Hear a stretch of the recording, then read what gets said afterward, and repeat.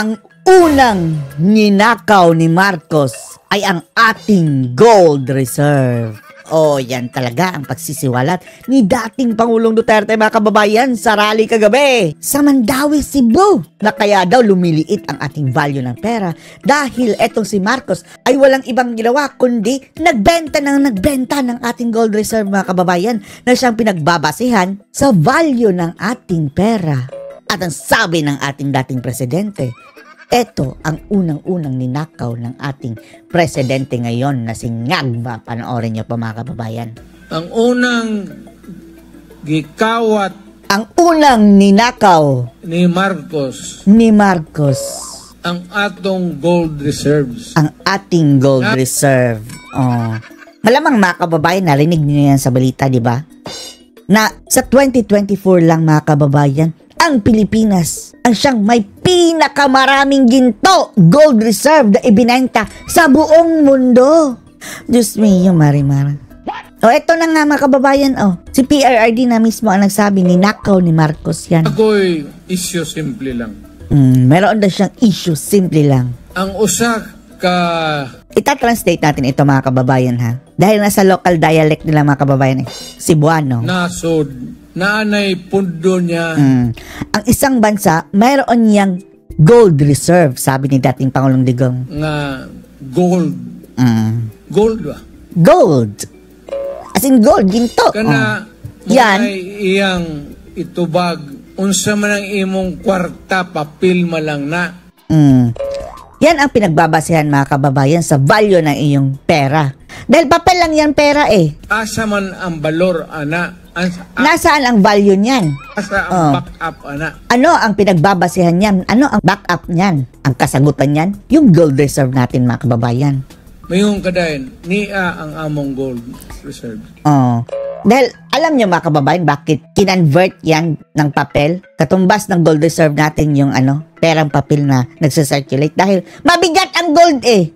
Alam nga naman, magdala ka ng isang sakong gold dyan. Kaya, nag-invento sila ng papel na pera, mga kababayan, para pang-substitute dyan sa gold. Pero dapat, proportional yan, mga kababayan eh. Kung gaano kadami ang ginto, ganun din kadami sana ang pera. No more, no less.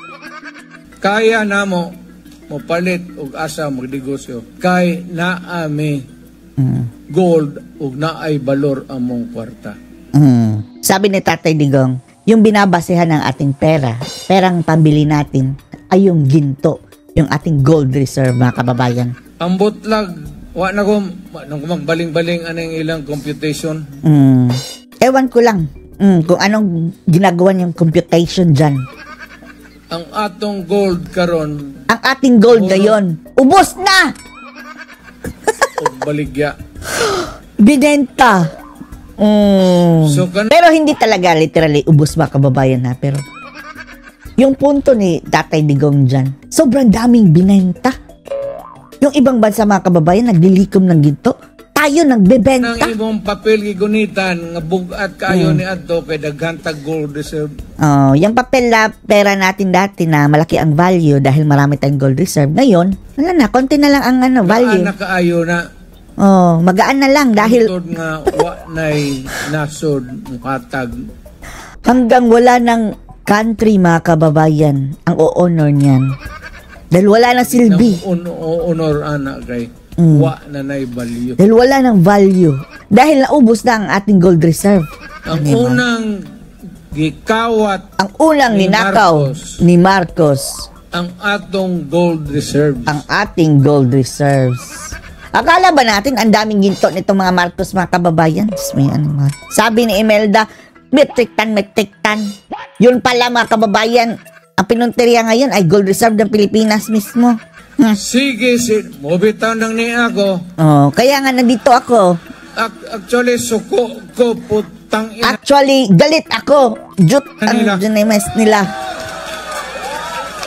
Ano pa ka? Sige na nagbaligya ang atong gold. Binibenta ang ating gold reserve. Tod karon gamay na lang kayo. At ngayon, konting-konti na lang. Pansin niyo, mga kababayan, tumataas ang value ng dollar. Dahil bumababa ang ating gold reserve na siyang pinagbabasehan ng value. So unsao na lang pagtindo So, paano na to? Pagtayo ang atong ekonomiya ng ating pag-abot sa economy panahon, pagdating ng panahon. masirip nila nga wala na tay backup Kung masisilip nila mga kababayan, yung mga investors na wala na tayong backup gold atong kwarta. sa ating currency.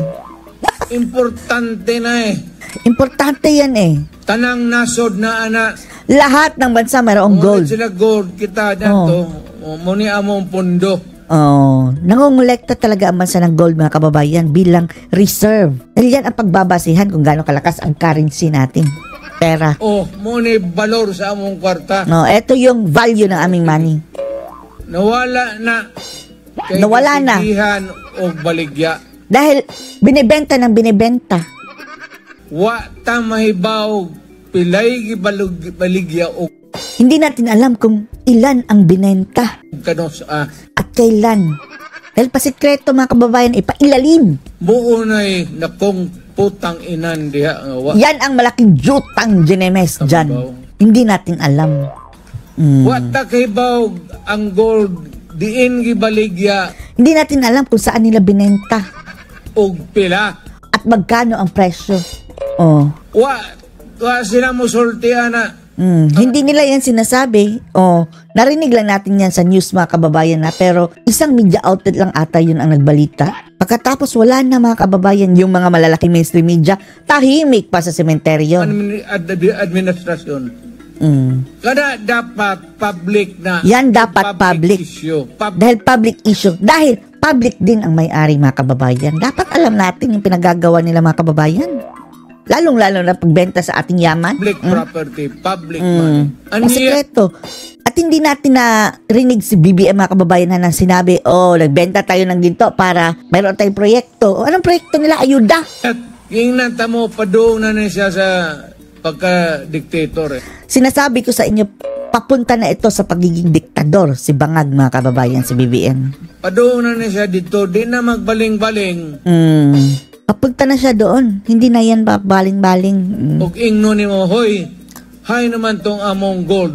Kung tatanungin mo, hoy, nasaan yung gold namin? Naging tanso? Naging kalawang? Di man ni mo baligya. Saan mo binenta? Pila imong ngalin. Magkano yung napera dyan? Wala na. Wala na. They don't bother to answer. They don't bother to answer. And they don't bother really to give a statement to the Filipino people. Oo nga mga kababayan, yung mga issue hindi nila sinasagot. Tapos kusa namang mawawala mga kababayan dahil kasabwat nila ang media. Media blackout. Perting lisura na. Ang hirap niyan. Muna una, karong pilakadlaw, mga pobre kita ni. Kaya nga, ang sabi ko, sa mga susunod na araw, maghihirap tayo. Daming tao, Wala po yung ayuda mga kababayan, ha? Hindi kagaya ng Bagong Pilipinas na may uniform pa, tapos mayroong ayuda mga kababayan. Kaya pumunta, tapos ang sisimangot dyan mga kababayan. Duterte ang sigawan. Ako, nagpalit ako daan o sa kadusin ng jockey nga. Si Tatay Digong daw mga kababayan, bumili na agad ng 2 dosenang brief. Jockey. Ang luag na. Dahil ang kanya ng brief mga kababayan, lawlaw na. Usay maglakaw ko ni ana sa ang garter ni ana sa akong. Kung naglalakad daw siya mga kababayan, yung garter ng kanyang brief, maabot na daw sa tuhod.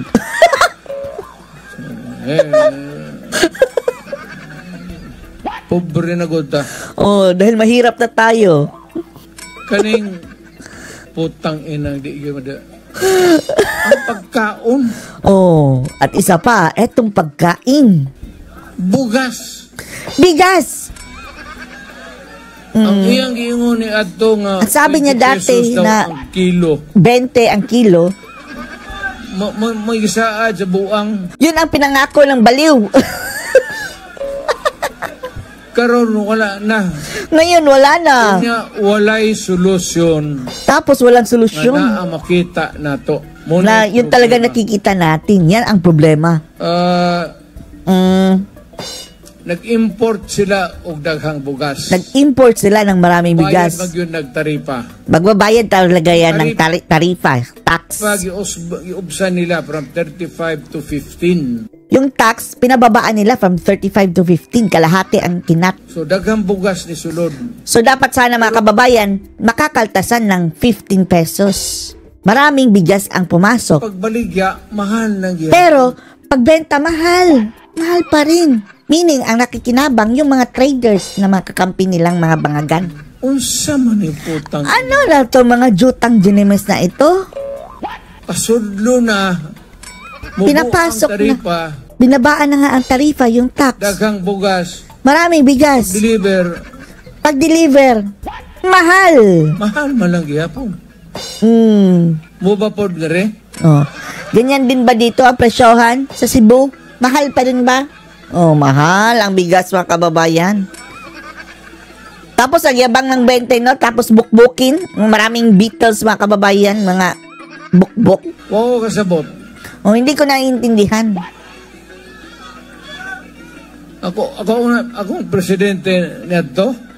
Ako, nung presidente ako dati. Ang presyo ng inyong bugas. Kapag sinabi ko na ang presyo ng inyong bigas, 35. 35. 20. Yung dati mga kababayan, yung 39 pesos na bigas, 40 pesos. Premium rice. 25 per kilo. Mong yan masunod. Oh. Noon dati kung sasabihin ko 35 per kilo, yan talaga ang masusunod. Kani siya, presidente man unta. Oh, eto ngayon, presidente ba naman? Mando. Hindi kayang manduhan. Waton ang problema, makitaan man yung mulaygay. Aantayin na lumala ang problema. Una pa siya mo. Tsaka palang mag-decide. Pagkahinay yun. Ang hina talaga. Weak. Sinasabi ko sa inyo, weak. President yun. Weak president talaga. Ako di man ko manghambog. Ako hindi ako nagyayabang. Sabi to si John. Sana yun si ano? John. Ibasco. Kasi ito akong gitawag. Oh no, wala na si John mga kababayan. Iskierda na siguro. Oh, basta yun mga kababayan, ang sabi ni dating Pangulong Duterte, pinagbebenta ni BBM ngayon ang ating gold reserve. Dahil yan ang unang-unang ninakaw niya. Anong masasabi niya dito? Post your comments below.